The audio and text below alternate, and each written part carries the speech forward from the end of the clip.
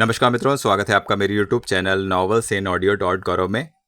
मित्रों, आपके सामने प्रस्तुत है गुलशन नंदा का एक और सदाबहार रोमांटिक उपन्यास जलती चट्टान का पहला भाग। मित्रों, जैसा कि आपको मालूम है कि हमारे चैनल पर रोमांटिक हिट राइटर्स गुलशन नंदा, रानू, राजवंश आदि के उपन्यास आपके सामने प्रस्तुत किए जा चुके हैं, जिन्हें आपने बहुत ही ज़्यादा पसंद किया है।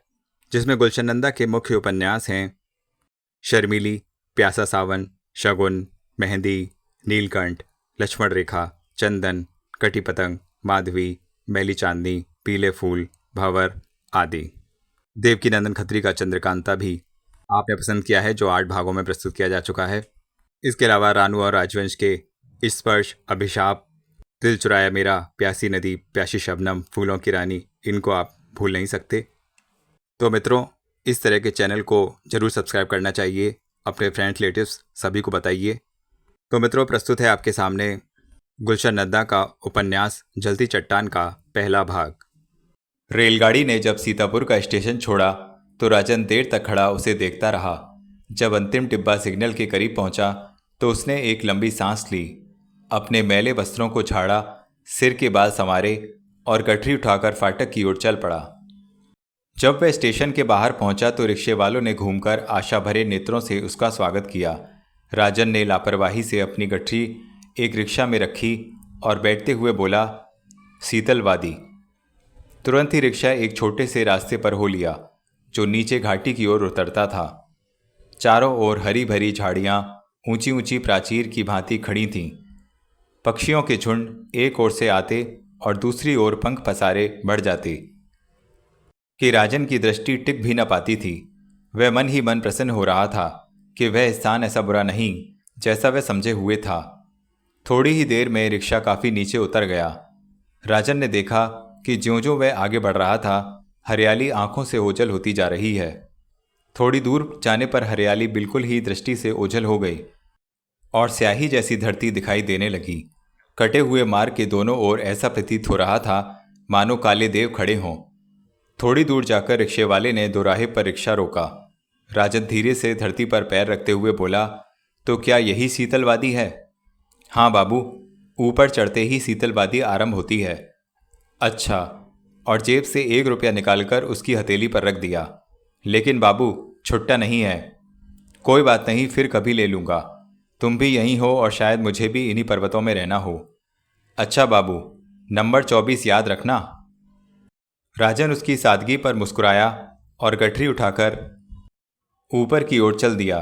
जब उसने शीतलवादी में प्रवेश किया तो सर्वप्रथम उसका स्वागत वहां के भौंकते हुए कुत्तों ने किया, जो शीघ्र ही राजन की ओर स्नेह भरी दृष्टि से प्रभावित हो दुम हिलाने लगे और खामोशी से उसके साथ हो लिए।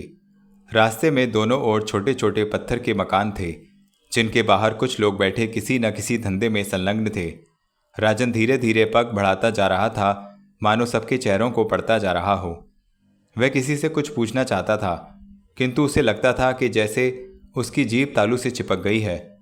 थोड़ी दूर चलकर वह एक प्रौढ़ व्यक्ति के पास जा खड़ा हुआ, जो एक टूटी सी खाट पर बैठा हुक्का पी रहा था। उस प्रौढ़ व्यक्ति ने राजन की ओर देखा। राजन बोला, मैं कलकत्ते से आ रहा हूँ, यहाँ बिल्कुल नया हूँ। कहो, मैं क्या कर सकता हूँ? मुझे कंपनी के दफ्तर तक जाना है। क्या किसी काम से आए हो? जी, वर्क्स मैनेजर से मिलना है, एक पत्र है। अच्छा तो ठहरो, मैं तुम्हारे साथ चलता हूँ, कहकर वह हुक्का छोड़ उठने लगा। आप कष्ट ना करिए, केवल रास्ता। कष्ट कैसा? मुझे भी तो ड्यूटी पर जाना है, आधा घंटा पहले ही चल दूंगा। और वह कहते कहते अंदर चला गया। तुरंत ही सरकारी वर्दी पहने वापस लौट आया। जब दोनों चलने लगे तो राजन से बोला, ये गठरी नहीं यहीं छोड़ जाओ, दफ्तर में ले जाना अच्छा नहीं लगता। ओह, मैं समझ गया। काकी, उस मनुष्य ने आवाज़ दी और एक बुढ़िया ने झरोके से आकर झांका। जरा ये अंदर रख दे। और दोनों दफ्तर की ओर चल दिए। थोड़ी ही देर में वह मनुष्य राजन को साथ लिए मैनेजर के कमरे में पहुंचा। पत्र को चपरासी को दे दोनों पास पड़े बेंच पर बैठकर उसकी प्रतीक्षा करने लगे। चपरासी का संकेत पाते ही राजन उठा और पर्दा उठाकर उसने मैनेजर के कमरे में प्रवेश किया।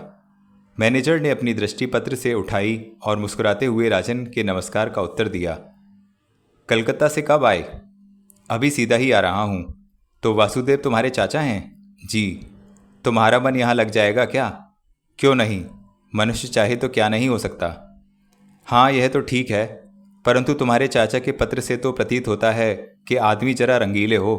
खैर, यह कोयले की चट्टानें शीघ्र ही तुम्हें कलकत्ता भुला देंगी। उसे भूल जाने को ही तो मैं यहाँ आया हूँ। अच्छा, यह तो तुम जानते ही हो कि वासुदेव ने मेरे साथ 6 वर्ष काम किया है। जी। और कभी मेरी आन और कर्तव्यों को नहीं भूला। आप मुझ पर विश्वास रखें, ऐसा ही होगा। मुझे भी तुमसे यही आशा थी।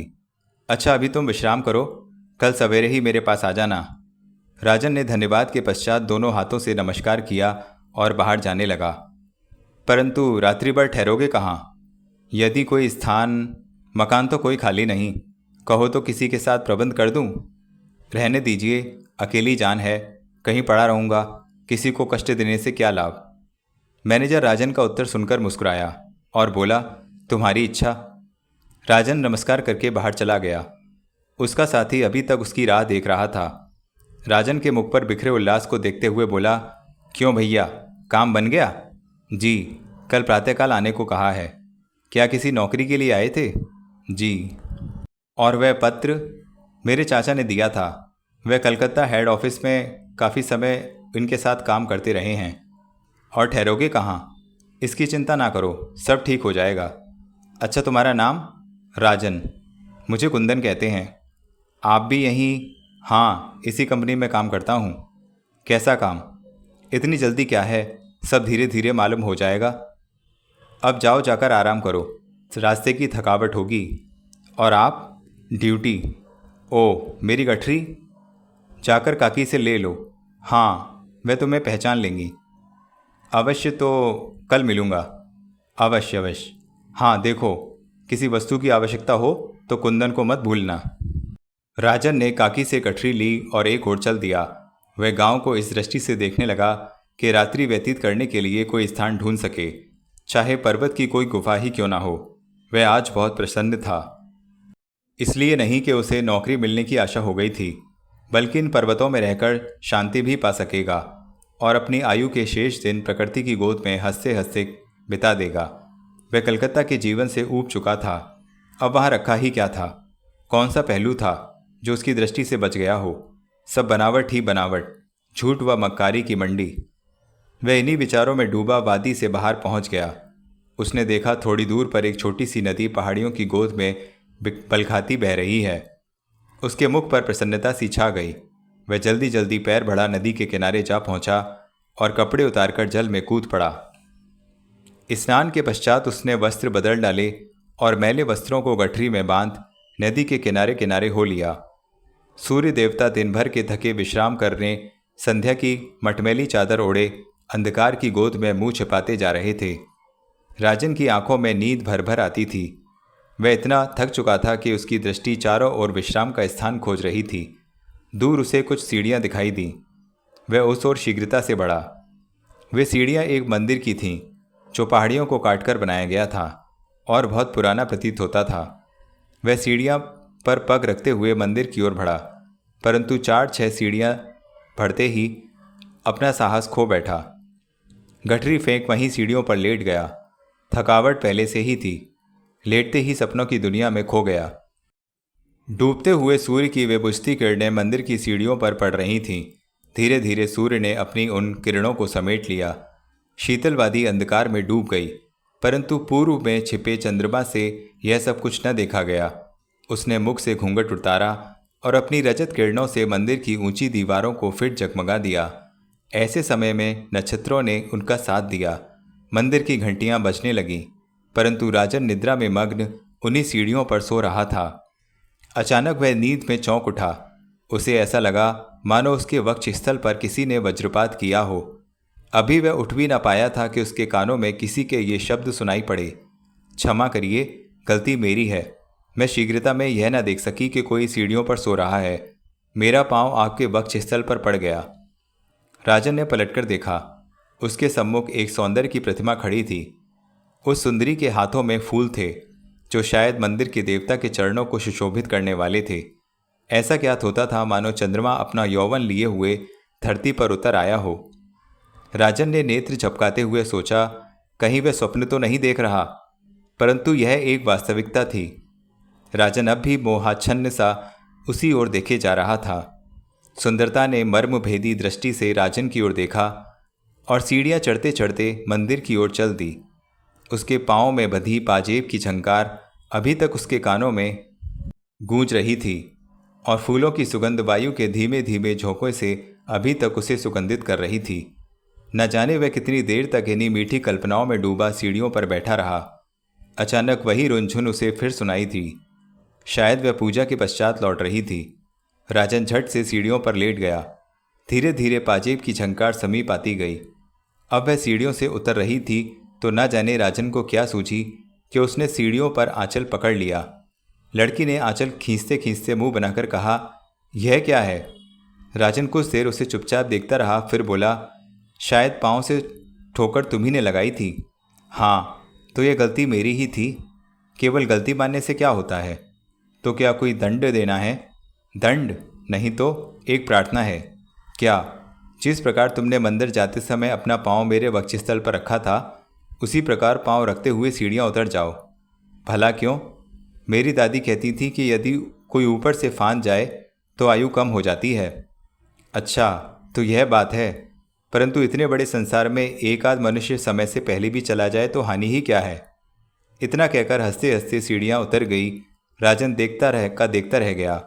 पाजेब की झंकार और वह हंसी देर तक उसके कानों में गूंजती रही। प्रातःकाल होते ही राजन मैनेजर के पास पहुंच गया। वह पहले से ही उसकी प्रतीक्षा में बैठा हुआ था। उसे देखते ही बोला, आओ राजन, मैं तुम्हारी ही राह देख रहा था। फिर सामने खड़े एक पुरुष से बोला, माधो, यह हैं वह युवक जिनकी बात अभी मैं कर रहा था। और राजन की ओर मुख फेरते हुए बोला, राजन, इनके साथ जाओ, ये तुम्हें सब काम समझा देंगे। आज से तुम इस कंपनी में 100 रुपये वेतन पर रख लिए गए हो। मैं किस प्रकार आपका धन्यवाद करूं? इसकी कोई आवश्यकता नहीं, परंतु देखो, कार्य काफ़ी जिम्मेदारी का है। इसके कहने की कोई आवश्यकता नहीं, मैं अच्छी तरह समझता हूं। कहते हुए राजन माधो के साथ बाहर निकल गया। थोड़ी दूर दोनों एक टीले पर जाकर रुक गए। माधो बोला, राजन, यह वह स्थान है जहां तुम्हें दिन भर काम करना है। और क्या होगा माधो? यह सामने देखते हो क्या है? मजदूर सन की थैलियों में कोयला भर रहे हैं। और वह नीचे? माधो ने टीले के नीचे संकेत करते हुए पूछा। राजन ने नीचे झुककर देखा। एक गहरी घाटी थी।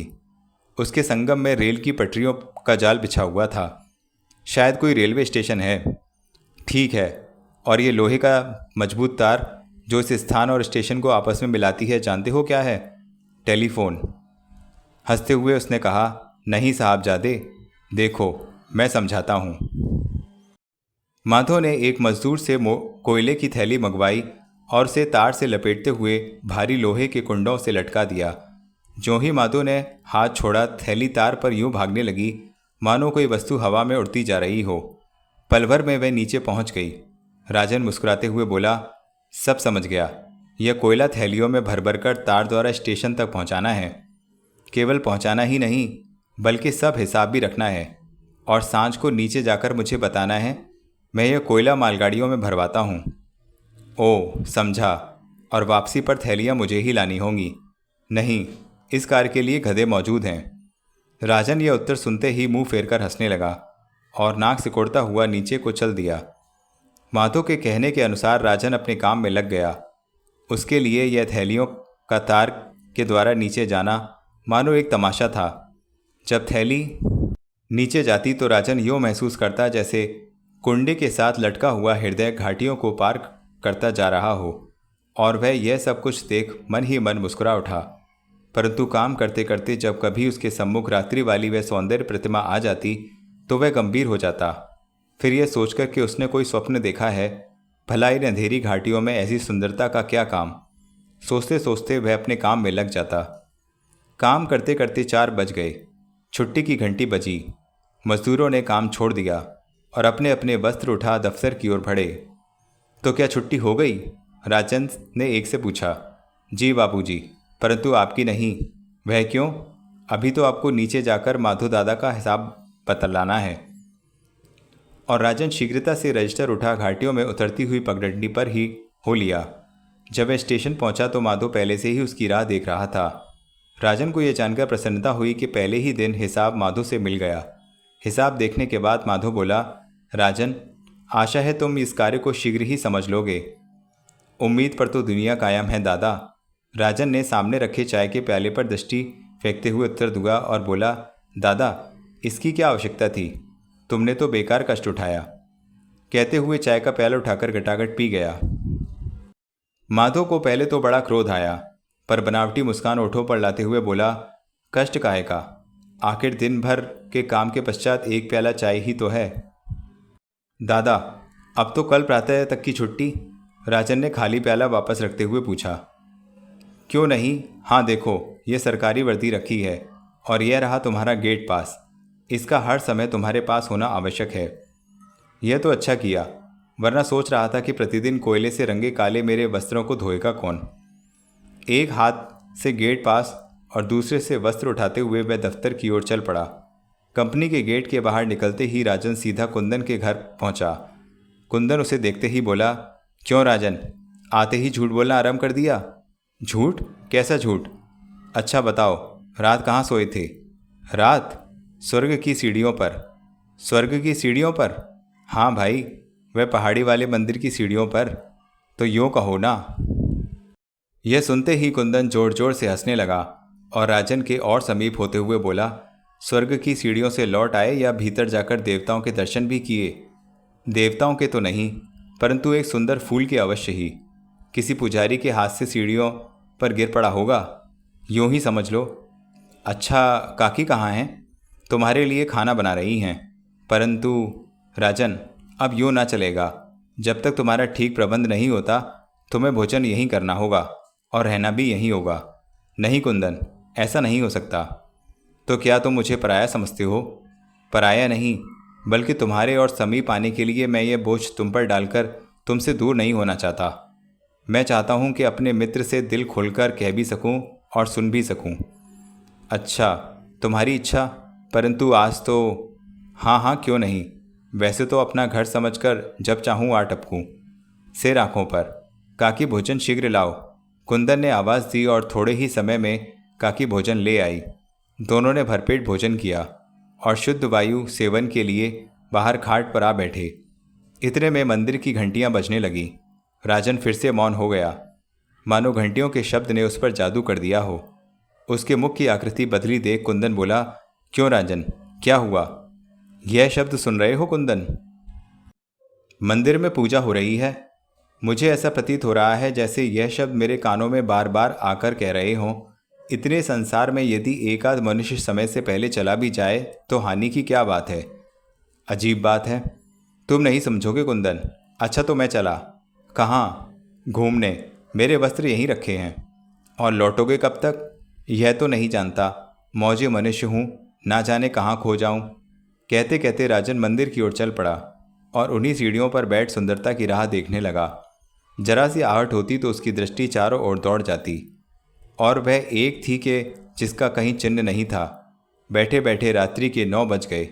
मंदिर की घंटियों के शब्द धीरे धीरे रात्रि की निरस्ता में विलीन हो गए। उसके साथ ही थके हुए राजन की आंखें भी झपक गईं। दूसरे दिन जब राजन काम पर गया तो सारा दिन यह सोचकर आश्चर्य में खोया रहा कि वह पुजारिन एक स्वप्न थी या सत्य। आखिर वह है कौन? शायद वह रात्रि की घटना से उसने सायंकाल की पूजा पर आना छोड़ दिया हो। तरह तरह के विचार उसके मस्तिष्क में घूमने लगे। वह सोच रहा था कब छुट्टी की घंटी बजे और वह उन्हीं सीढ़ियों पर जा बैठे। उसे पूरा विश्वास था कि वह यदि कोई वास्तविकता है तो अवश्य ही पूजा के लिए आएगी। अचानक ही किसी शब्द ने उसे चौंका दिया। राजन, क्या हो रहा है?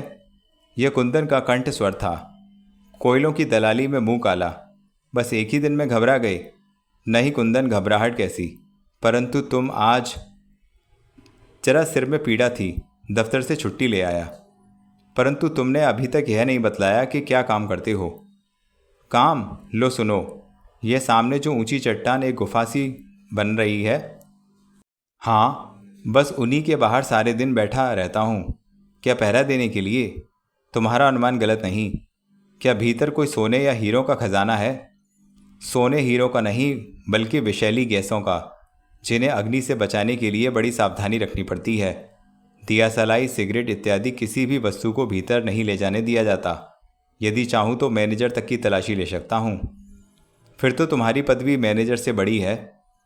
पदवी तो बड़ी है भैया, परंतु आयु छोटी। और दोनों जोर जोर से हंसने लगे।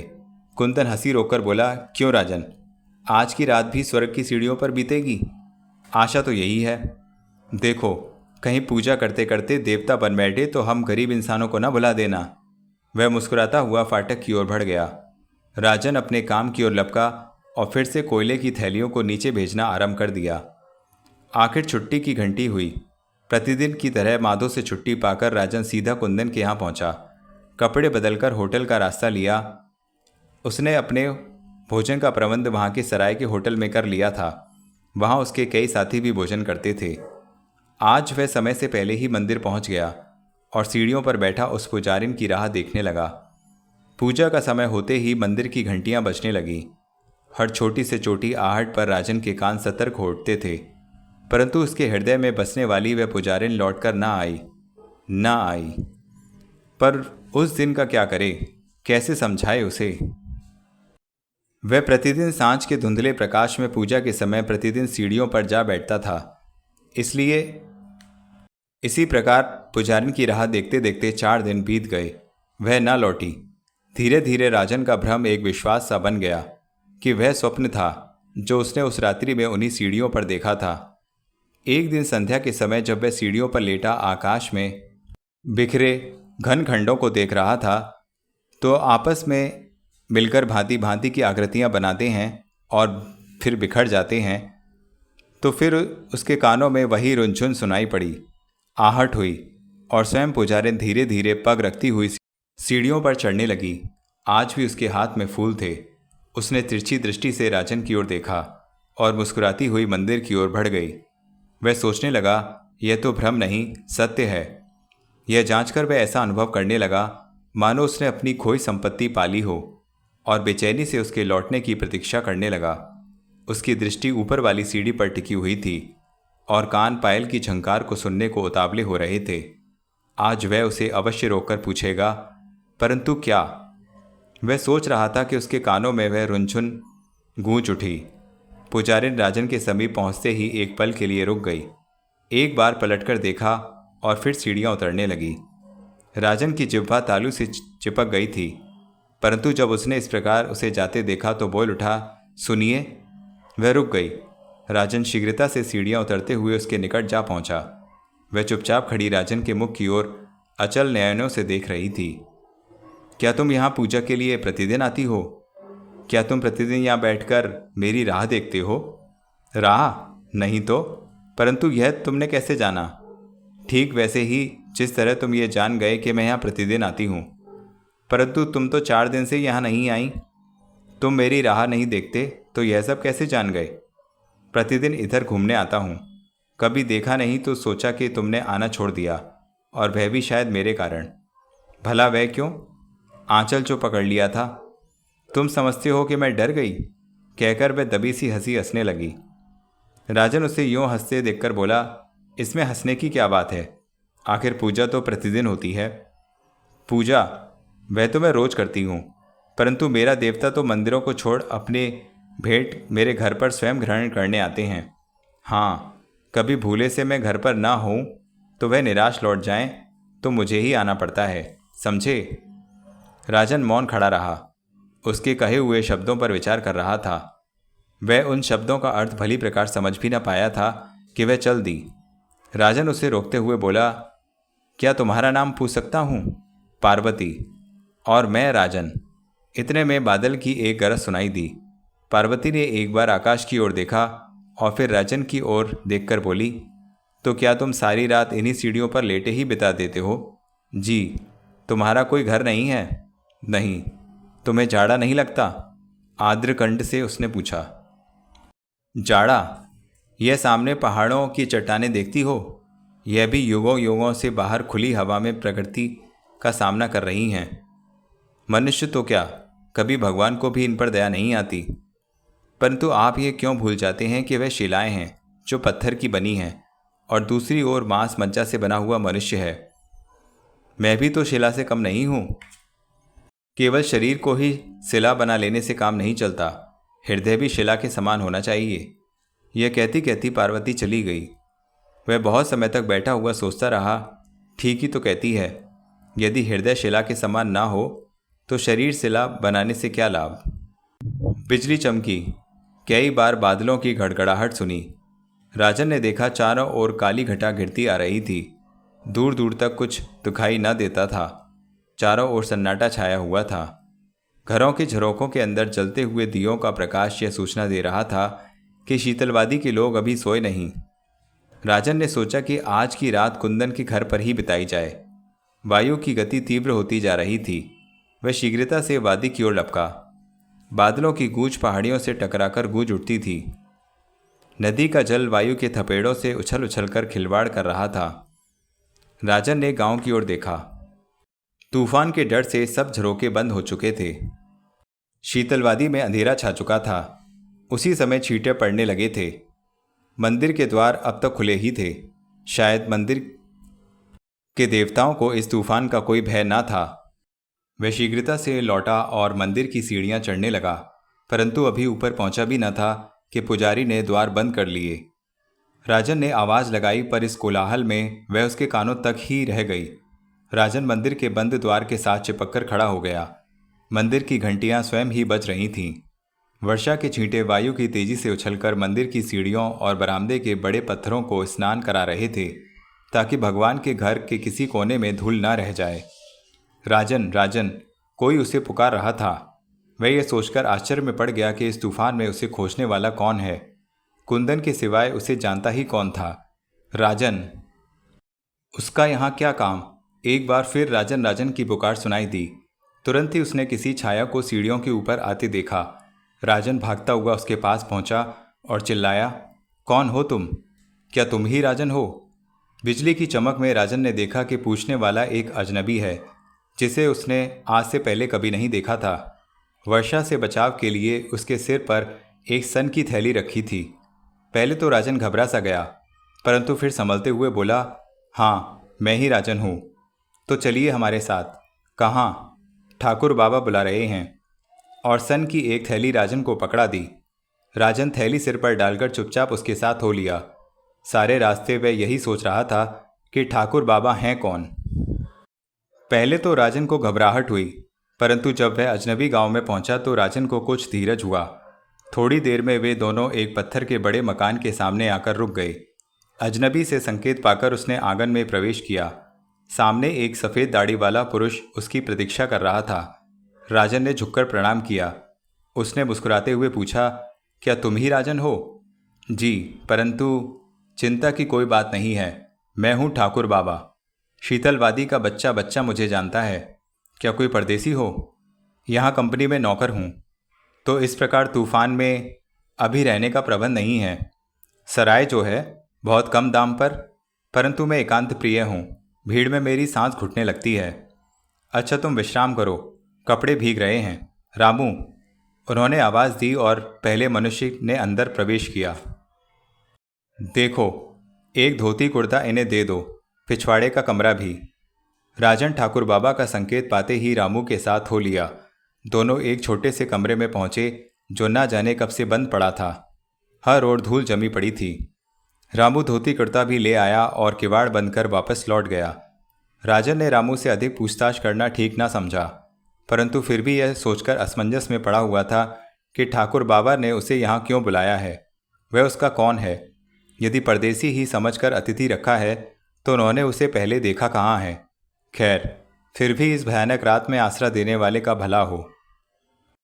उसने भीगे वस्त्र उतार सामने फैला दिए और स्वयं धोती कुर्ता पहन पास बिछी खाट पर लेट गया। राजन की आंखों में भरी नींद उड़ चुकी थी। वह शीत के मारे कांप रहा था। अचानक किवाड़ धीरे से खुला और किसी के अंदर आने की आहट हुई। सामने उसने देखा, हाथों में प्याला लिए पार्वती को। पार्वती खड़ी मुस्कुरा रही थी। वह भौचक्का सा रह गया। उसके दांत जोर जोर से बजने लगे। राजन को यूं घबराहट में देख पार्वती बोली, डरो नहीं, यह चाय है। देखो, शीत के मारे तुम्हारे दांत बज रहे हैं। परंतु तुम यह ठाकुर बाबा, यह चाय भगवान का तो नहीं, परंतु एक प्राणी को दूसरे प्राणी के लिए मन पसीज ही उठा। अच्छा, तो वह प्राणी तुम हो? जी। और ये ठाकुर बाबा मेरे दादा हैं। जब मैंने तुम्हारे बारे में इन्हें कहा तो इन्होंने तुरंत रामू को तुम्हें बुलाने भेज दिया। ओह, तो बात यूँ है, परंतु तुम एक चट्टान पर दया जो आ गई। लो चाय पी लो, दूर हो जाएगी। राजन ने कांपते हाथों से चाय का प्याला पार्वती के हाथ से ले लिया और बोला, क्या मुझे देवता समझकर भेंट दी जा रही है? देवता नहीं, मनुष्य समझकर। देवताओं पर तो फूल चढ़ाए जाते हैं, तो क्या मनुष्य उन फूलों के योग्य नहीं? नहीं, उसे दी जाती है केवल चाय। कहती कहती पार्वती द्वार की ओर बढ़ी। पार्वती, राजन ने जोर से पुकारा। अब विश्राम कर लो, और किवाड़ बंद करके चली गई। थोड़ी देर तो राजन सोचता रहा, फिर उसे लगा जैसे अंदर ही अंदर कुछ भर उठा, जैसे उसके स्वप्न साकार हो उठे हैं। उसने आज वह पाया जिसकी कभी उसने कल्पना भी न की थी। कंपनी के दफ्तर के सामने मजदूरों की एक लंबी लाइन लगी हुई थी। लाइन में खड़े मजदूर अति प्रसन्न प्रतीत हो रहे थे। आज कारण यह था कि वेतन मिलने का दिन था। आज सबके घर अच्छे से अच्छा भोजन बनेगा। घर वाले भी उनकी राह देख रहे होंगे, क्योंकि आज उनके जीवन की आवश्यकताओं के पूरी होने का दिन था। चांदी के चंद सिक्के, जैसे मजदूर का जीवन बस इन्हीं में दबा पड़ा है। राजन सबकी मुखाकृतियों को देख रहा था। सामने से कुंदन आता दिखाई पड़ा। वह भी आज बहुत प्रसन्न था। निकट आते ही बोला, क्यों राजन, तुम्हें भी कुछ मिला? नहीं तो? क्यों, तुम्हें आवश्यकता नहीं? आवश्यकता? इसकी आवश्यकता तो एक निर्धन का जीवन है। तो फिर जाओ अपना हिसाब कराओ। हिसाब अभी से? यहाँ आए मुझे अभी केवल 15 दिन ही तो हुए हैं। तो क्या हुआ? यहाँ वेतन हर 15 दिन के बाद मिलता है। यह रईसों की कोठी नहीं, मजदूरों की बस्ती है। सच? यह कहता हुआ राजन खिड़की की ओर बढ़ा और अपना कार्ड जेब से निकाल खजांची के सामने जाकर रख दिया। थोड़ी देर में 10-10 के 5 नोट लिए कुंदन के पास लौट आया। आज बहुत प्रसन्न हो? क्यों नहीं होंगे, आज पगार मिली है। कलकत्ता भेजोगे क्या? नहीं, अभी तो होटल का बिल चुकाना है। और क्या, कलकत्ता से एक चीज़ भी मंगवानी है। हम भी तो सुने।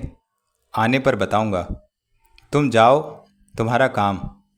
परंतु एक बात का ध्यान रखना, मंगवाना वही जिसकी आवश्यकता हो। ज़माना जरा नाजुक है। अच्छा कुंदन, तुम चलो, मैं जरा कैंटीन हो आऊँ। राजन कुंदन से विदा होते ही कंपनी की कैंटीन में गया और एक चॉकलेट ले ठाकुर बाबा के घर की ओर हो लिया। आज उसे ठाकुर के घर रहते 7 दिन बीत चुके थे। कई बार राजन ने वहाँ से आने को कहा, पर ठाकुर बाबा साफ इनकार कर देते और कहते, जब तक तुम्हें कंपनी का क्वार्टर नहीं मिलता, हम तुम्हें पत्थरों की ठोकरें नहीं खाने देंगे। राजन को विश्वास था कि इसमें अवश्य पार्वती का हाथ है। उसका आकर्षण ही उसे उनका बोझ बनाने के लिए विवश कर रहा था। पार्वती का सिवाय बाबा के इस संसार में कोई न था। पार्वती के पिता इस कंपनी के मैनेजर भी रह चुके थे। एक दिन खानों की छानबीन करते एक चट्टान के फट जाने से उनकी मृत्यु हो गई। तब से वह बाबा के संग अकेली रह रही थी। कंपनी ने इन्हें रहने का स्थान व जीवन भर की गारंटी दे रखी थी। बाबा पार्वती की हर बात मान लेते थे, परंतु वह अपने नियम के बड़े पक्के थे। उन्होंने जमाना देखा था, अतः राजन और पार्वती सदा उन्हीं की हाँ में हाँ मिलाते। अधिकतर उनका समय पूजा पाठ में ही बीतता था। जीवन की यही भेंट वह पार्वती को भी देना चाहते थे। जब तक वह पूजा न करे, बाबा उसे खाने को न देते, परंतु वह यह सब कुछ बड़ी प्रसन्नता से करती थी। इसलिए दोनों के जीवन की घड़ियां बड़ी खुशी से बीत रही थीं। दूसरी ओर राजन के नियम कुछ और ही थे। पूजा पाठ से तो वह कोसों दूर भागता, परंतु भगवान से विमुख न था। वह भगवान को घूस देने का आदी नहीं था, बल्कि उसके लिए दिए हुए जीवन को काम में लाना चाहता था। उसे विश्वास था कि भगवान ने उसे संसार में कोई बड़ा काम करने के लिए भेजा है।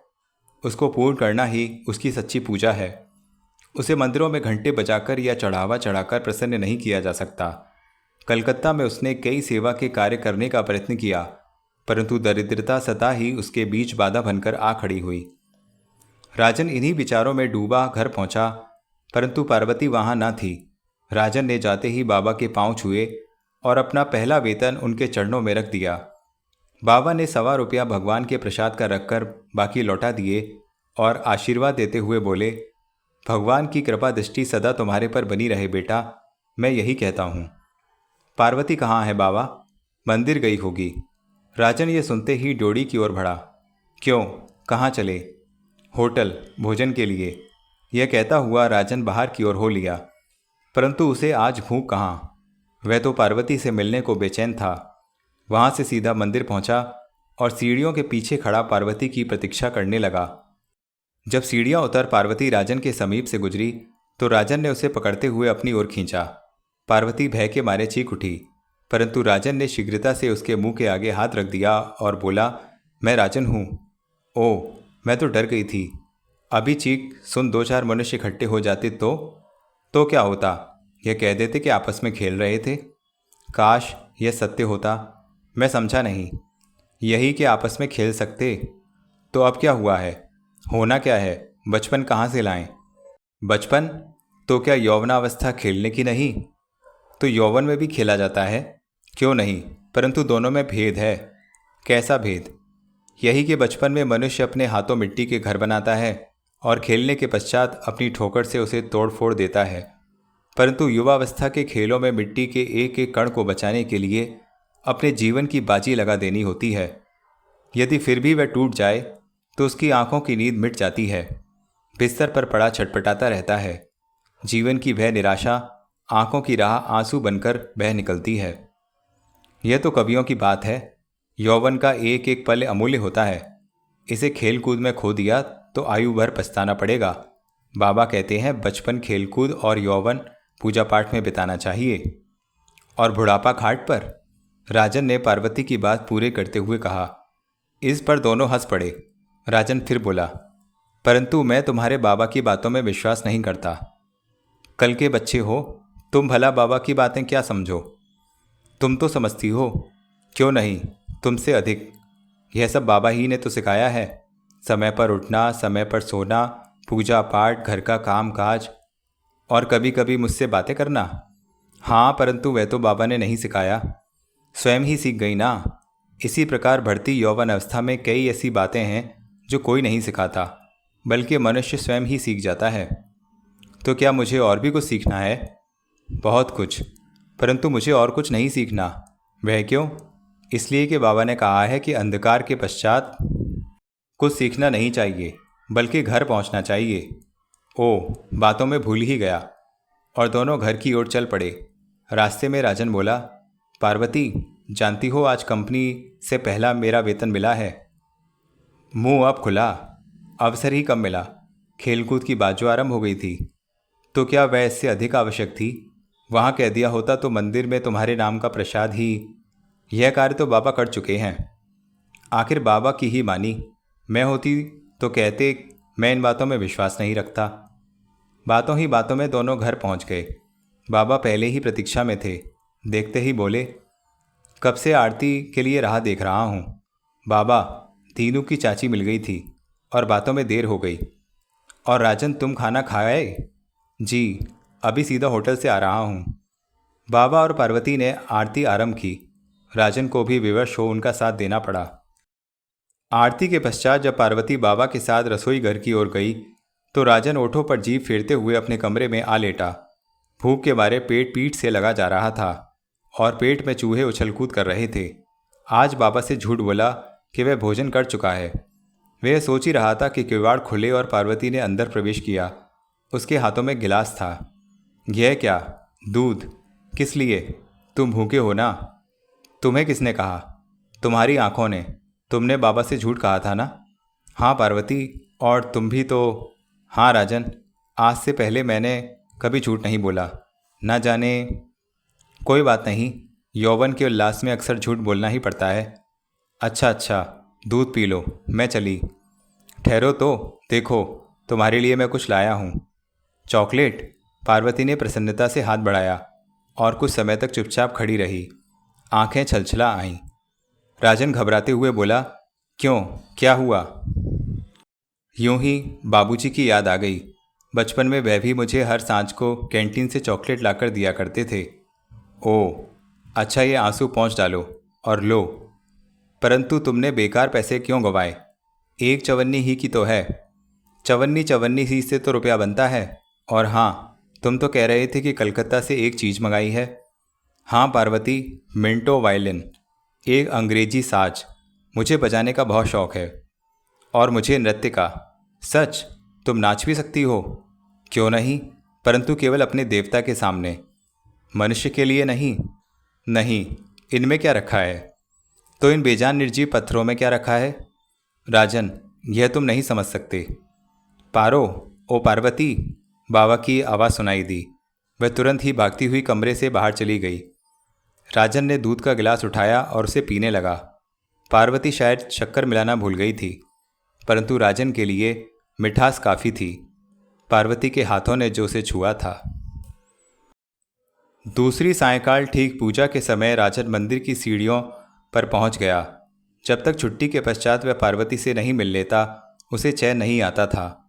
वह उससे प्रेम करने लगा था और उसे विश्वास था कि पार्वती भी उसे हृदय से चाहती है। राजन जब कभी उसे अपना प्रेम जताना चाहता था तो वह पूजा और देवताओं के किस्से ले बैठती। वह जानता था कि वह जो कुछ अनुभव करती है या यूं समझती नहीं, अथवा स्वयं मुख से कह नहीं सकती। वह जानता था कि वह जो कुछ अनुभव करती है या तो समझती नहीं, अथवा स्वयं मुख से नहीं कह सकती। उसने निश्चय किया, आज कुछ भी हो, वह उसके हृदय को टटोलेगा।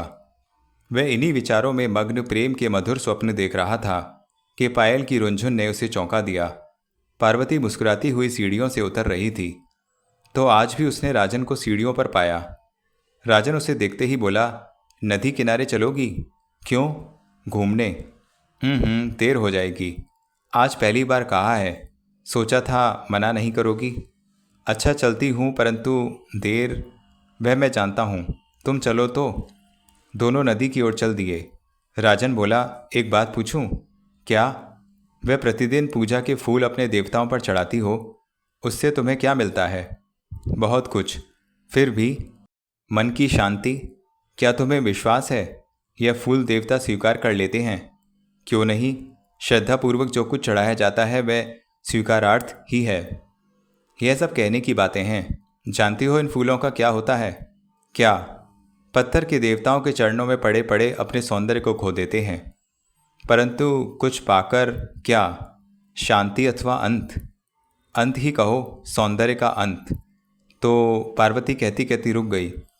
राजन कहे जा रहा था, इन फूलों की तरह तुम्हारा यौवन सौंदर्य भी समाप्त हो जाएगा, मन मुरझा जाएगा। फिर तुम कहोगी, मेरा मन शांत हो गया। तो क्या मुझे मुरझाना होगा? हाँ पार्वती, अगर तुम यूं ही पत्थर से दिल लगाती रहीं तो एक दिन तुम्हें भी मुरझाना ही होगा। जीवन अर्पित ही करना है तो किसी मानव को ही कर दो जो तुम्हें मुरझाने ना दे। तो क्या मनुष्य कभी देवता जैसा हो सकता है? क्यों नहीं, पुजारी चाहे तो मनुष्य को भी देवता बना सकता है। तो देवता और मनुष्य के अंतर ही क्या है? मनुष्य समय के ढांचे में ढलता रहता है। जहाँ उसके हृदय में आग है वहाँ दर्द भी है। आज वह देवता का रूप है तो कल शैतान भी हो सकता है, परंतु तुम्हारे देवता जो कल थे वही आज भी पत्थर के पत्थर। तो फिर इंसानों से पत्थर ही बले। राजन से जब कोई उत्तर न बन पड़ा तो मौन हो गया। बातों ही बातों में दोनों यूं खो गए कि वे जान भी ना पाए कि कब अंधकार छा गया। दोनों चुपचाप जा रहे थे। शीतल पवन पार्वती के बालों से खेल रही थी। वह बार बार चेहरे पर आ आकर बिखर जाते थे। वह हर बार अपनी कोमल उंगलियों से उन्हें हटा देती थी, परंतु एक हवा का झोंका था जो उसे बराबर तंग किए जा रहा था, और अंत में पार्वती को ही हार माननी पड़ी। लट उसके चेहरे पर आकर जम गई। राजन ने मुस्कुराते हुए अपने हाथों से हटा दिया और इस तरह पीछे की ओर बिछा दिया कि वायु के लाख यत्न करने पर भी वह माथे पर फिर ना आई। तुम्हारे हाथों में जादू है, पार्वती ने उसकी ओर देखते हुए कहा। हाथों में नहीं, दिल में। कैसा जादू? प्रेम का। पार्वती, क्या तुम्हारे दिल में भी प्रेम बसता है? क्यों नहीं, और जिस दिल में प्रेम ना हो वह दिल ही क्या। तो तुम्हें भी किसी न किसी से अवश्य प्रेम होगा। है तो, बाबा से, भगवान से, और मुझसे।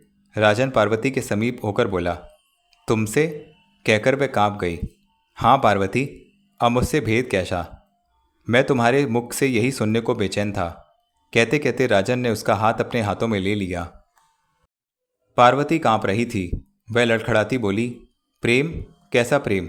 राजन, यह तुम? अपने मन की कह रहा हूं, मेरी आंखों में देखो, इनमें तुम्हें जीवन की एक झलक दिखाई देगी। राजन, मुझे कुछ दिखाई नहीं देता। फिर तुम कहना क्या चाहते हो? तुम्हारे दिल की कहानी जो तुम्हारी पुतलियों में लिख गई है, वह मुझे सब कुछ बता रही है। पार्वती मौन होकर उसे देखने लगी।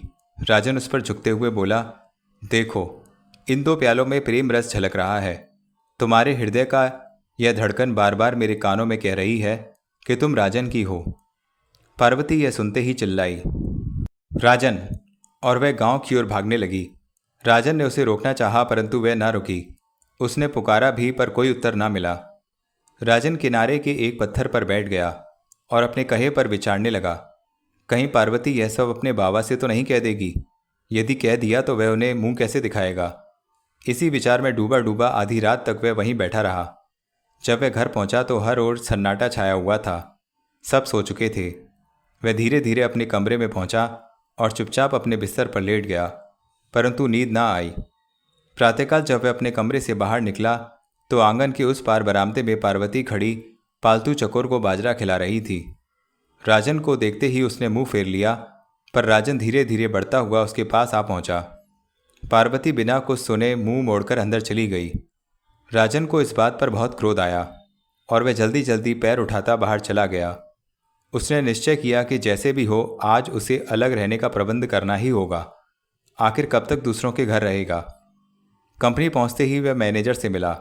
उसने विश्वास दिलाया कि उसे शीघ्र ही कोई मकान दिला देगा। सारा दिन वह बेचैन सा रहा। उसे रह रहकर पार्वती पर क्रोध आ रहा था। आखिर उसने किया ही क्या था? वह उससे बिगड़ गई। सायंकाल जब वह घर लौटा तो बाबा घर पर न थे।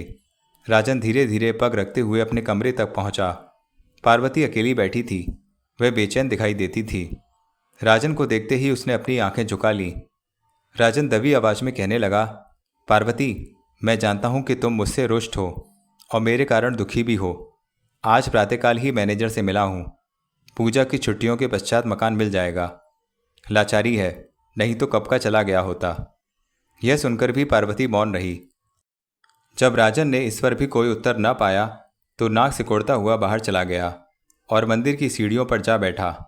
आज वह क्रोधाग्नि में जल रहा था। आज भी प्रतिदिन की तरह मंदिर की घंटियां बज रही थीं। देवताओं के पुजारी हाथों में पूजा के पुष्प तथा थालियों में चलते हुए दीप लेकर मंदिर की ओर जा रहे थे। राजन की दृष्टि बार बार सीढ़ियों पर पड़ती, परंतु पार्वती के पांव न देख पाता। उसे विश्वास था वह अवश्य आएगी, क्योंकि राजन उससे रुष्ट है और वह प्रतीक्षा किए जा रहा था। पार्वती की प्रतीक्षा ही उसकी पूजा थी, परंतु वह ना आई। आज पूजा पर क्यों ना आई, यह सोचकर उसके मस्तिष्क में भांति भांति के विचार आने लगे। कहीं उसे मुझे घृणा तो नहीं? नहीं, ऐसा नहीं हो सकता। यह सोचते ही वह बरामदे की ओर बढ़ा और वहां से सारे मंदिर की ओर नजर घुमाई, परंतु पार्वती को ना देख पाया। मंदिर में पहले से भी अधिक सजावट थी। शायद पूजा की तैयारी हो रही थी। कल से उसकी भी 2 दिन की छुट्टियां थीं और वह अकेला होगा। आज उसे मंदिर के देवता भी उदास खड़े दिखाई देते थे, मानो वह भी अपनी पुजारिन की प्रतीक्षा में हो। कल की तरह राजन आज भी घर देरी से लौटा। घर में सब सो चुके थे। वह धीरे धीरे अपने कमरे तक पहुंचा और चुपचाप अंदर चला गया। प्रकाश होते ही वह चारों तरफ देखने लगा। सामने बिछान पर फूल फैले हुए थे। उसके मुख की आकृति प्रसन्नता में विलीन हो गई, परंतु जैसे ही वह बिस्तर के पास गया, वहीं फूलों पर पड़ा एक पत्र पाया। राजन ने झट से उसे उठा लिया और पढ़ने लगा, आशा करती हूं तुम मुझे यूं अकेला छोड़कर न जाओगे, पार्वती। राजन ने पत्र प्रेमपूर्वक हृदय से लगा लिया और उसी सैया पर लेट गया। प्रातःकाल पूजा की छुट्टी थी। उसने चाहा कि आज देर तक सोएगा, परंतु बेचैन हृदय को चैन कहाँ। तड़के ही उठ बैठा। बाहर अभी काफी अंधेरा था। आकाश पर सितारे चमक रहे थे। राजन ने थोड़ा किवाड़ खोला और बाहर झांकने लगा। आंगन में ठाकुर बाबा खड़े शायद कहीं जाने की चिंता में थे। आज पूजा के दिन वह मुंह अंधेरे ही नदी नहाने जा रहे थे। रामू भी उनके साथ था। जब दोनों बाहर चले गए तो राजन शीघ्रता से बाहर आ गया और ड्योढ़ी के किवाड़ खोल अंदर देखने लगा। दोनों शीघ्रता से नदी की ओर बढ़े जा रहे थे। जब वे काफ़ी दूर निकल गए तो राजन ने ठंडी सांस ली और दबे पांव पार्वती के कमरे में पहुंचा। किवाड़ खुले पड़े थे और पार्वती संसार से बेखबर मीठी नींद सो रही थी। राजन चुपके से उसके बिस्तर के समीप जा रुका। प्रातःकाल की शीतल वायु खिड़की से आ आकर पार्वती के बालों से खिलवाड़ कर रही थी। आज भी उस दिन की तरह उसकी लटें उसके माथे पर आ रही थीं। राजन से न रहा गया और लट सुलझाने लगा। माथे पर उंगलियों का छूना था कि पार्वती चौंक उठी। राजन को अपने समीप देखकर घबरा सी गई और लपक कर पास रखी ओढ़नी गले में डाल ली। शायद तुम डर गई, राजन ने उसे घबराए हुए देखकर कहा। नहीं तो, परंतु बात यह हुई कि आज नींद समय से पहले खुल गई। सोचा बाबा कथा कर रहे होंगे, चलकर 2 घड़ी उनके पास हो आऊं, परंतु वे चले गए। नदी स्नान को गए होंगे, पूजा का त्यौहार है। हाँ, तुम्हें आज कथा की क्या सूझी? समय बदल रहा है, लोग देवताओं को छोड़ इंसानों पर फूल चढ़ाने लगे हैं, तो मैंने सोचा आज मैं भी जरा देवताओं की लीला सुन लूं। पार्वती लजाकर बोली, कहीं सुनते सुनते देवता बन बैठे तो क्या, फूल चढ़ाने तो प्रतिदिन आया करोगी। ना बाबा, मेरे फूल मुरझाने के लिए नहीं, यह तो उसे भेंट होंगे जो मुरझाने ना दे। कोई ग्रहण करने वाला मिला भी। पार्वती, आज रात ना जाने कोई भूले से मेरे बिछावन पर फूल रख गया। पहले तो मैं देखते ही असमंजस में पड़ गया। सो क्यों? यूँ लगता था मानो मुझे डांट रहे हों, परंतु जब मैं उनके समीप गया तो जानती हो उन्होंने क्या कहा? यही कि इतनी देर से क्यों लौटे?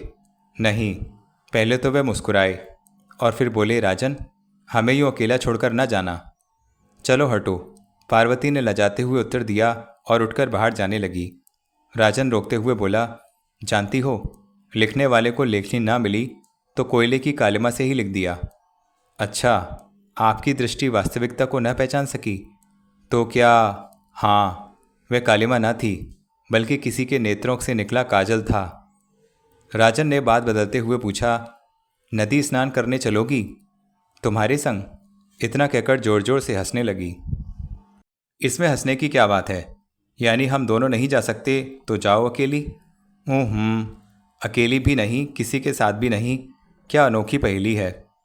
नहीं नहीं, मुझे नहीं जाना। अरे आज तो पूजा है। हाँ राजन, पूजा का नृत्य देखना हो तो आज तो तुम नाचोगी क्या? वह बात काटते हुए बोला। हाँ, परंतु देवताओं के सम्मुख। तो इंसान क्या करेंगे? लुक छिपकर मंदिर के किवाड़ों से झांकेंगे। यदि अंदर आ गए तो क्या, देवताओं को प्रणाम कर कहीं कोने में जा बैठेंगे। नर्तकी नृत्य में बेसुध हो कहीं देवताओं को छोड़ मनुष्यों की ओर ना झुक जाए। असंभव। शायद तुम्हें ज्ञात नहीं कि पायल की रुंझुन, मन के तार और देवताओं की पुकार में ऐसा खिंचाव है जिसे तोड़ना मनुष्य के बस का नहीं। मनुष्य उसे नहीं तोड़ पाता। तो हृदय को बस में रखना, कहीं भटक ना जाए। ओह, शायद बाबा आ गए, पार्वती संभलते हुए बोली। लोड़ी के किवाड़ खुलने का शब्द हुआ। राजन तुरंत अपने कमरे की ओर लपका। पार्वती ने अपनी ओढ़नी संभाली और बरामदे में लटके चंद चकोर को बाजरा खिलाने लगी। अब राजन कमरे में छिपकर उसे देख रहा था। बाबा को देखकर पार्वती ने नमस्कार किया। क्या आप सोकर उठी हो? बाबा ने आशीर्वाद देते हुए पूछा। जी, आज न जाने क्यों आंख देर से खुली। पूजा का दिन जो था, गांव सारा नहा धोकर त्यौहार मनाने की तैयारी में है और बेटी की आंख अब खुली। अभी तो दिन चढ़ा है बाबा, वह झट से बोली। परंतु नदी स्नान तो मुंह अंधेरे ही करना चाहिए। घर में भी तो नदी का जल है ना बेटा। आज के दिन तो लोग कोसों पैदल चलकर वहाँ स्नान को जाते हैं। तुम्हारे तो घर की खेती है, शीघ्र जाओ, तुम्हारे साथ के सब स्नान करके लौट भी रहे होंगे। बाबा फिर कभी। तुम सदा यही कह देती हो, परंतु आज मैं तुम्हारी एक ना सुनूंगा। बाबा, उसने स्नेह भरी आंखों से देखते हुए कहा। क्यों, डर लगता है? नहीं तो फिर? बाबा का यह प्रश्न सुन पार्वती मौन हो गई और अपनी दृष्टि फेर ली। फिर बोली, बाबा सच कहूँ? हाँ कहो, शर्म लगती है, उसने दांतों में उंगली देते हुए उत्तर दिया। बाबा उसके यह शब्द सुनकर जोर जोर से हंसने लगे और रामू की ओर मुंह फेर कर कहने लगे, लो रामू, अब यह स्त्रियों को से भी लजाने लगी। पगली कहीं की, घाट अलग है। फिर यदि ये चाहती तो थोड़ी दूर कहीं एकांत में जाकर स्नान कर लेना। अच्छा बाबा, जाती हूँ, परंतु जब तक एकांत ना मिला नहाऊंगी नहीं। जा भी तो, तेरे जाने तक तो घाट खाली पड़े होंगे। हाँ, लौटूंगी जरा देर से। वह क्यों? मंदिर में रात को पूजा के लिए सजावट जो करनी है, और फल पुजारी से कह रखे हैं। पार्वती ने सामने टंगी एक धोती अपनी ओर खींची। बाबा ने बरामदे में बिछी एक चौकी पर बैठकर इधर उधर देखा और कहने लगे, क्या राजन अभी तक सो रहा है? देखा तो नहीं, उसकी भी आज छुट्टी है। पार्वती ने धोती कंधे पर रखते हुए उत्तर दिया। बाबा ने राजन को पुकारा। वह सुनते ही आंगन में जा पहुंचा। उसके हाथों में वही रात वाले फूल थे। पार्वती उसे देखते ही एक और हो ली। राजन ने दोनों को नमस्कार किया। मैं समझा शायद सो रहे होगे। नहीं तो, मंदिर जाने की तैयारी में था। तो क्या तुमने भी पूजा आरंभ कर दी? जी, आपके संग का तो प्रारंभ होना ही था। तो हम समझें कि हमारे संग से पत्थर भी द्रवित हो उठे। जाओ, भगवान तुम्हारा कल्याण करे। राजन ने एक बार और प्रणाम किया और हाथों में फूल लिए जोड़ी से बाहर हो लिया। बाहर आते ही वह एक ओर छिप गया। उसकी दृष्टि द्वार पर टिकी थी। थोड़ी ही प्रतीक्षा के बाद जोड़ी के किवाड़ खुले और पार्वती हाथ में धोती लिए बाहर आई। उसने चारों ओर घूमकर देखा। जब उसे विश्वास हो गया कि वहाँ कोई नहीं तो नदी की ओर चल दी। राजन वहीं खड़ा रहा। जाते जाते पार्वती ने 2-3 बार मुड़कर देखा और फिर शीघ्रता से आगे बढ़ने लगी। जब वह ओट में हुई तो राजन उसका पीछा करने लगा। पीछा करते करते वह मंदिर तक जा पहुंचा। पार्वती सीढ़ियों के पास पल भर रुकी, उन्हें खाली देख मुस्कुराई और नीचे मंदिर की ओर उतर गई। घाट पर अभी तक लोग स्नान कर रहे थे। राजन वहीं खड़ा पार्वती को देखता रहा। ज्यों ही वह नदी के किनारे किनारे चलने लगी तो वह भी शिलाओं के पीछे छिपा छिपा उसी ओर बढ़ने लगा। पार्वती स्त्रियों वाले घाट पर भी न रुकी और एकांत की खोज में बढ़ती गई। राजन बराबर उसका पीछा कर रहा था। थोड़ी ही देर में वह घाट से काफ़ी दूर निकल गई और नदी में पड़े पत्थरों पर पग रखती हुई दूसरी ओर चली गई। राजन शीघ्रता से एक बड़े पत्थर के पीछे छिप गया और पार्वती को देखने लगा। पार्वती नदी की ओर मुख किए उछलती लहरों को देख रही थी। समीप ही एक छोटी सी नाव पड़ी थी। नाविक का कहीं दूर तक कोई चिन्ह न था। यूं जान पड़ता था जैसे उसे यह एकांत स्थान मन भा गया हो। पार्वती ने एक बार चारों ओर देखा, एक लंबी सांस ली और नदी किनारे बैठ अपने पांव जल में डाल दिए, परंतु तुरंत ही निकाल लिए। शायद जल अत्यंत शीतल था।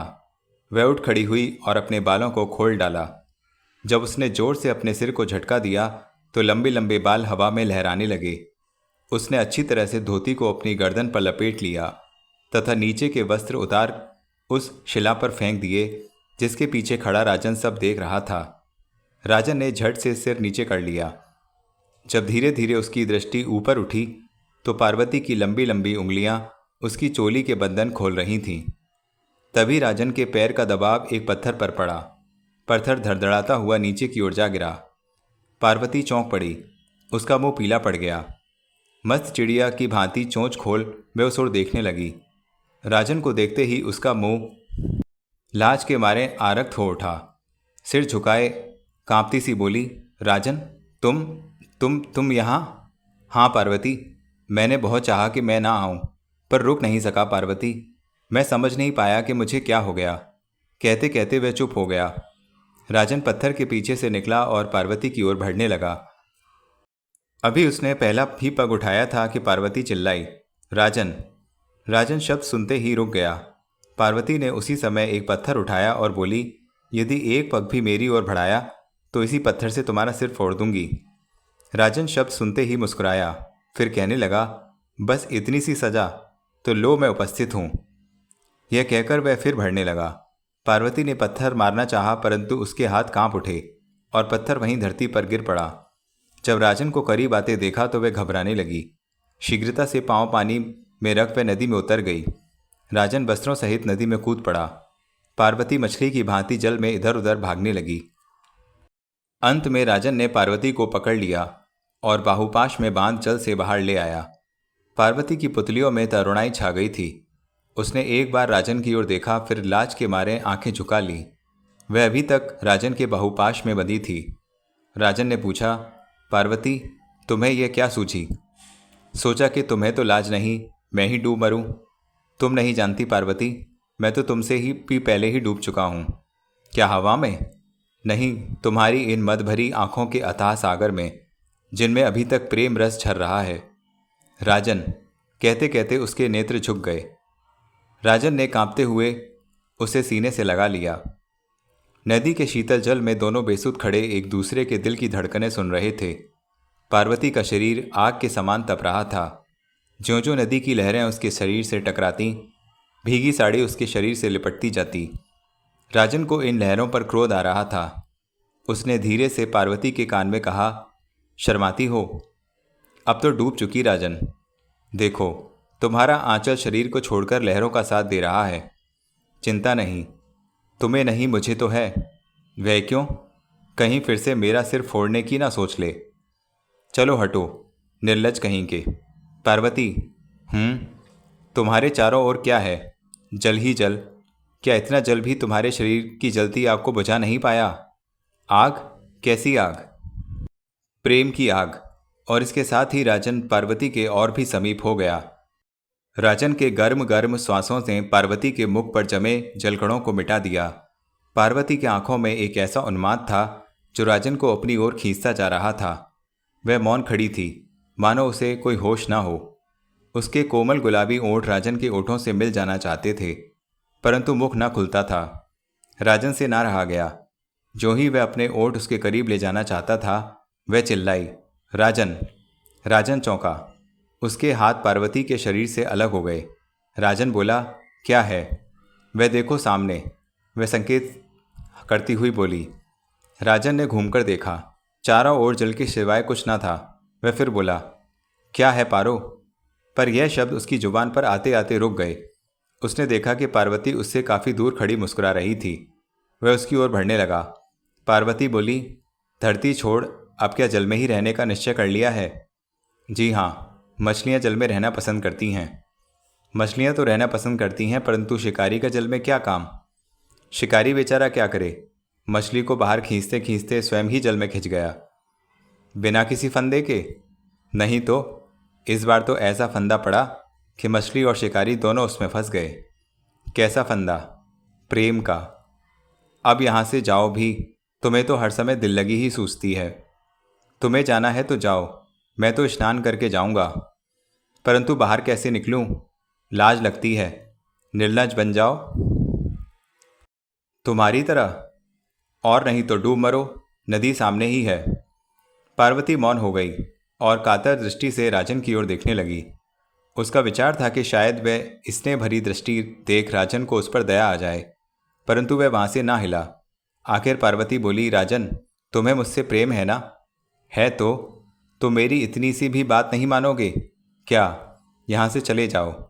ना भाई, तुम्हारे ही संग चलेंगे। मैं तो कभी नहीं जाऊंगी। देखो पार्वती, मैं एक उपाय बताता हूँ। हम दोनों की बात रह जाएगी।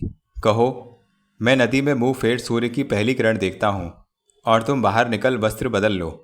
बदलते ही मुझे पुकार लेना। इस प्रकार तुम वस्त्र भी बदल लोगी और हमारा साथ भी ना छूटेगा। परंतु तुम पर विश्वास करूं? एक बार करके देख लो तो ठीक है, परंतु एक शर्त पर। वह क्या? मंदिर तक हम दोनों नदी के रास्ते चलेंगे, तैर कर। नहीं, उस नाव से। मुझे स्वीकार है। और राजन ने मुख फेर लिया। उसने गुनगुनाना शुरू कर दिया। पार्वती कुछ क्षण तो चुपचाप खड़ी रही, फिर धीरे धीरे पग रखते हुए नदी के बाहर जा पहुंची और वस्त्र उठा शीघ्रता से पत्थरों के पीछे हो ली। भीगे वस्त्र उतार साड़ी पहन ली। राजन अब तक मुंह फेरे मजे से गुनगुनाता जा रहा था और पार्वती की पुकार की प्रतीक्षा कर रहा था। थोड़ी देर बाद उसने पार्वती को आवाज़ दी। उत्तर मिला, अभी नहीं। कुछ देर चुपचाप रहने के पश्चात राजन ने फिर कहा, मैं तो शीतल जल में अकड़ा जा रहा हूँ और तुमने अभी तक कपड़े भी नहीं बदले। पार्वती ने फिर भी कोई उत्तर नहीं दिया। पल भर की चुप्पी के पश्चात राजन ने फिर पुकारा, पार्वती, और तुरंत ही मुंह फेरकर देखा। पार्वती शीघ्रता से लौटी जा रही थी। राजन ये देखते ही आग बबूला हो गया और जल से बाहर निकल पार्वती के पीछे हो लिया। शीघ्र ही उसके समीप पहुंचकर क्रोध में बोला, तो क्या किसी के विश्वास को यूं ही तोड़ा जाता है? तुम्हें विश्वास की पड़ी है और वहां बाबा मुझे गाली दे रहे होंगे। इतना कहकर पार्वती फिर तेजी से बढ़ने लगी। तो झूठ क्यों बोला था? अपनी जान छुड़ाने के लिए। तो मुझे यह पता ना था कि तुम मुझे एक पागल समझती हो। ठीक है, मुझे तुम्हें रोकने का अधिकार ही क्या है। यह कहकर राजन उन्हीं पैरों से नदी की ओर लौट गया। पार्वती ने रुके शब्दों में उसे पुकारा भी, परंतु उसने सुनी अनसुनी कर दी और ना पीछे घूमकर ही देखा। जब वह पहले स्थान पर पहुंचा तो नदी की लहरें उसी प्रकार उतनी बढ़ती जा रही थीं, क्योंकि उनमें खिलवाड़ करने वाला संगी तो जा चुका था। राजन के भीगे वस्त्रों से अब तक पानी बह रहा था। उसने हाथों से पानी निचोड़ा और वैसे ही धरती पर औंधे मुंह लेटा रहा, शायद वस्त्र सुखाने के विचार से। उसका शरीर जाड़े के मारे कांप रहा था, आंखें लाल हो रही थीं। ऐसा मालूम हो रहा था जैसे ज्वर आया हो। उसका शरीर इतना भारी हो गया था कि वह भी महसूस करने लगा मानो अचेत सा हुआ जा रहा हो। परंतु नदी के जल की कलकल, धूप और गर्मी और भीगे वस्त्र उसे विश्वास सा दिला रहे थे कि अभी उसमें चेतना शेष है। अचानक वह चौंक उठा और शरीर समेटकर बैठ गया। उसके वस्त्र कुछ सूख चले थे, जाड़ा भी पहले से कम हो चुका था। उसने एक बार नदी की ओर देखा, फिर किनारे खड़ी नाव की ओर दृष्टि डाली। देखते ही भौचक्का सा रह गया। शीघ्रता से उठ खड़ा हुआ और नाव की ओर लपका। नाव पर पार्वती सिर ऊंचा किए बैठी थी। वह बोल उठा, पार्वती, तुम? पार्वती पार्वती राजन की ओर एकटक देखती रही और राजन के प्रश्न का उत्तर दिया उसके आंसुओं ने। राजन यह सब देखकर व्याकुल सा उठा और कांपते स्वर में बोला, तुम यहाँ बैठी क्या कर रही हो? तुम्हारी प्रतीक्षा। वह क्यों? नदी के रास्ते मंदिर तक साथ जो जाना है। राजन उस समय यह अनुभव कर रहा था मानो संसार भर का आनंद आज भगवान ने उसी के अंतर में उड़ेल दिया हो। उसकी भटकती हुई निगाहों में आशा की किरण झलक उठी। वह नाव को नदी में धकेल स्वयं भी उसमें सवार हो गया। नाव अपने आप जल के प्रवाह की ओर बढ़ने लगी। राजन ने पार्वती को प्रेमपूर्वक गले लगा लिया। दोनों खामोश थे। शायद उनकी खामोशी देख नदी की लहर भी खामोश हो चुकी थी, परंतु दोनों के हृदय में हलचल सी मची हुई थी। पार्वती ने राजन का हाथ अपने हाथ में ले लिया और उसकी उंगलियों से खेलने लगी। राजन अपनी उंगलियां उसके ओठों तक ले गया। पार्वती मुस्कुराती रही, फिर तुरंत ही उसने मुंह खोल उंगली की ओर से दांतों तले दबा दिया। राजन चिल्ला उठा और झट से हाथ खींच उंगली को मुंह में रख चूसने लगा। पार्वती ने हाथ अपनी ओर खींचा और बोली, लाओ ठीक कर दूं, कहकर हथेली से सहलाने लगी। राजन हंस पड़ा और बोला, यह भी खूब रही। पहले काट खाया, अब मरहम लगाने चली हो। राजन, तुम्हें क्या पता कि इस प्रकार काटने और फिर उसी को सहलाने में कितना रस आता है हम औरतों को। राजन ने इसका कोई उत्तर ना दिया, केवल मुस्कुरा दिया। पार्वती शशंक सी होती हुई बोली, अरे तुम्हारे हाथ तो यूं जल रहे हैं जैसे ज्वर हो गया हो। तुमने अब जाना? तो क्या यह तो जाने कितने समय से यूं ही जल रहे हैं। और कुछ दवा ली? दवा? इसकी दवा तो तुम हो पार्वती। मैं और दवा? तब तो इलाज अपने आप हो गया। परंतु यह ज्वर कैसा? प्रेम का, कहकर उसकी उंगलियां अपनी गर्म हथेलियों में दबा लीं। तुम्हें तो प्रेम के सिवा कुछ आता ही नहीं। इतना कहकर वह चुप हो गई। नाव धीरे धीरे नदी के बहाव में स्वतः ही बढ़ी जा रही थी। दोपहरी की धूप में पार्वती के सुनहरे बाल चमक रहे थे। राजन तो उसी के चेहरे व बालों की सुंदरता को अपलक नयनों से निहारे जा रहा था। पार्वती ने मुख ऊपर उठाया, आंखों से आंखें मिलते ही लजा सी गई। फिर मुंह नीचे करके कहने लगी, ज्वर कितने प्रकार का होता है यह तो मैं जानती नहीं, परंतु इतना अवश्य सुना है कि होता भयानक है। यह तो तुमने ठीक सुना है, भयानक ऐसा कि पीछे जिसके पड़ जाए छोड़ने का नाम तक नहीं लेता। लो, बातों ही बातों में हम मंदिर तक पहुंच गए। इतनी जल्दी? अच्छा तो नाव किनारे बांध दो। यह कहते हुए राजन ने पतवार हाथ में लेकर नाव तट पर लगा दी। उतरते ही दोनों मंदिर की ओर बढ़ने लगे। सीढ़ियों के समीप पहुंचते ही पार्वती रुक गई और कहने लगी, समझ में नहीं आता क्या करूं। ऐसी क्या उलझन है? रात्रि को मंदिर में पूजा है, पुजारी सजावट के लिए राह देख रहा होगा, और घर में बाबा। यही ना कि हमें देर हो गई। हाँ यही तो। राजन कुछ समय तो चुप रहा, फिर बोला, सुनो। क्या? बाबा से जाकर कह देना मंदिर की सजावट हो गई। झूठ बोलूं? नहीं, यह सच है। तो क्या मंदिर? यह सब तो मुझ पर छोड़ दो। तुम पर विश्वास क्यों नहीं? अच्छा तो मैं चली। हाँ, मंदिर अवश्य सजाना। मंदिर सजाते समय देवताओं से आशीर्वाद ले ही लूँगा। शायद तुम ये नहीं जानते कि जब तक मैं न जाऊं, देवता किसी की ओर आंख उठाकर भी नहीं देखते। और यदि हम आ गए और देवताओं ने अपने नेत्र मूंद लिए तो देखा जाएगा। पार्वती से बड़ी लापरवाही से कहा और घर की ओर भागी। जो घर करीब आ रहा था, पार्वती के दिल की धड़कन बढ़ती जा रही थी। वह भय से कांप रही थी। बाबा के सम्मुख इतना बड़ा झूठ कैसे बोलेगी? यह सोचते सोचते घर तक वह पहुंच गई। डोरी में कदम रखते ही चुपके से उसने झांका। सामने कोई ना था। वह शीघ्रता से आंगन पार कर अपने कमरे में जाने लगी। अभी वह किवाड़ के करीब पहुंची ही थी कि बाबा की पुकार ने उसे चौंका दिया। वह बरामदे में बैठे प्रतीक्षा कर रहे थे। इतनी देर कहाँ लगा दी? स्नान को जो गई थी। स्नान में क्या इतनी देर? वहीं से मंदिर भी तो जाना था। सीधे मंदिर से आ रही हो क्या? जी बाबा, सजावट ऐसी हुई कि जिसे देखते ही आप आश्चर्य में पड़ जाएं। तुम्हारे नृत्य की या मंदिर की? मंदिर की। परंतु रामू भी तो अभी पुजारी से मिलकर आया है। तो क्या कहा उसने? कि पार्वती तो सवेरे से आई ही नहीं। आई नहीं? पार्वती कुछ चुप हो गई और बाबा के मुख की ओर देखने लगी, जो अपने उत्तर की प्रतीक्षा कर रहे थे। पार्वती बाबा को देख यूं बोली, ओ अब समझी। क्या बाबा, सच कहूँ? कैसा सच? पुजारी ने इसलिए कहा था कि कहीं आप मुझे बुला ना लें और उसकी सजावट अधूरी रह जाए। पगली कहीं की, भला मैं ऐसा क्यों करने लगा? उसने तो यही सोचा होगा बाबा। अच्छा सोचा। जरा सा झूठ बोलकर 2 घंटे से मुझे बेचैन कर रहा है। बाबा, आपको मालूम है कि वह मेरे बिना मंदिर का काम किसी दूसरे से नहीं करवाता और ना ही किसी पर विश्वास करता है। तब तो दोनों ने मिलकर मंदिर में बिल्कुल परिवर्तन कर दिया होगा। हाँ बाबा, तब तो मंदिर की सजावट अभी देख आऊं? ना बाबा, ऐसी क्या जल्दी है? हमेशा देखने वाली वस्तु कुछ प्रतीक्षा के पश्चात ही देखनी चाहिए। ऐसा लगता है जैसे तुम्हें आज शीतलवादी को जगमगा देना हो। रात्रि आने के पहले क्या कहा जा सकता है? अच्छा भोजन करो, मैं रामू से पूजा की तैयारी करवाता हूँ। थालियाँ साफ करनी होंगी, दियों के लिए घी की बत्तियाँ, और तुम चिंता ना करो, मैं सब कराए देता हूँ। बाबा ने रामू को पुकारा और पार्वती ने कमरे में प्रवेश किया। जो सायंकाल का समय समीप आ रहा था, पार्वती का दिल बैठा जा रहा था। न जाने मंदिर में क्या हो रहा होगा। पुजारी अपने मन में मुझे गालियां दे रहा होगा। यदि राजन ने भी कुछ ना किया तो शाम को बाबा क्या कहेंगे? इन्हीं विचारों में डूबी पार्वती सायंकाल की प्रतीक्षा करने लगी। इधर पूजा की सब सामग्री तैयार हो गई। उसने कई बार चाहा कि वह सब कुछ रामू द्वारा मंदिर में राजन को कहलवा भेजे, परंतु साहस ना पड़ा। आखिर सांझ हो गई।